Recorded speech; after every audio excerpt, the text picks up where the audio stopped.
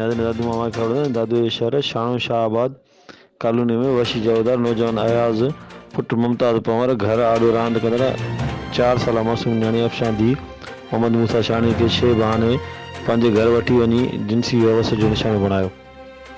शाणो Shahabad police post वाक़े वार जो इतला मिलण ते जवाबदार के घर ते छापो हणी जवाबदार खे गिरफ़्तार करे तो लॉकअप करे छॾियो।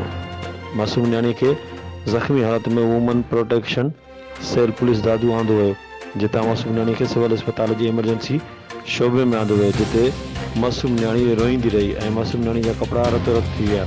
दादू सिविल अस्पताल में मासूम न्याणी जी अमड़ मसूमात अज़ीमा शाहाणी साफ़ ने के ॿुधायो। ये थोड़ो ॿुधाइजो नंढड़ी सां जेका ज़्यादती थी आहे किथे इहो वाक़ियो पेश आयो आहे, कहिड़ी जॻह? जवाबदार गिरफ़्तार थिया आहिनि उहे? जी हिकिड़ो त जवाबदार गिरफ़्तार करे आया आहियूं। वधीक जांच कयूं था त केतिरा मुलविस आहिनि, छा आहे मसइलो। हींअर हिन जो इलाज ज़रूरी आहे, पहिरीं हिन जो इलाज। हींअर अस्पताल में घणो टाइम थियो आहे, डॉक्टराणी कान्हे? कलाक खां वधीक थी वियो आहे, अञा का डॉक्टर कोन्हे। बाबू बस मर्ज़ी जी ॻाल्हि न आहे, इलाज में इंजेक्शन पहिरां ॾिसो सही हुनजी कंडीशन छा आहे। उहो एंटीबायोटिक ऐं रत बयान इंजेक्शन ॾियणो पवंदो, फ्लूइड ॾियणो पवंदो आहे, उहो त असांजो कमु आहे न। निशानो बनायो आहे।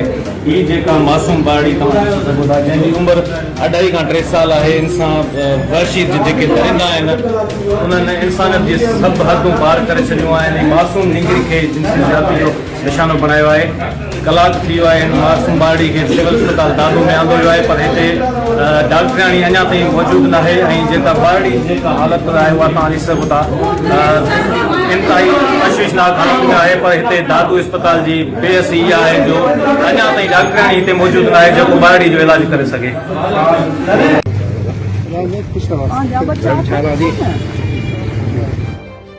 रज़न अयाज़ पुट मुमताज़ पंवर शे वठी ॾियण बहाने पंहिंजे घर वठी वञी साणस जिनसी ज़्यादती जो निशानो बणायो। अहिड़े वहशी जिन्हनि खे सरेआम क़तल कयो वञे। असांजी कंहिं सां दुश्मनी न आहे, असां सां वॾो ज़ुल्म थियो आहे, असां कंहिंखे मुंहुं ॾेखारण जहिड़ा न आहियूं।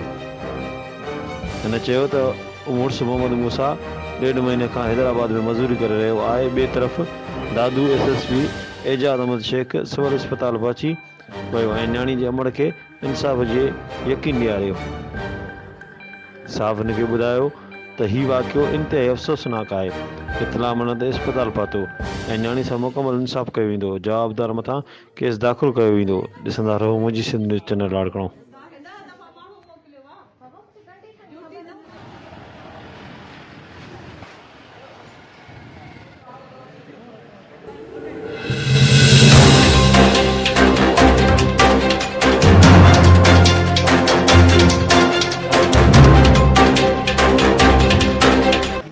हक़नि जी हासिलात लाइ सिर्फ़ मुंहिंजी सिंध न्यूज़ चैनल लाड़कणो।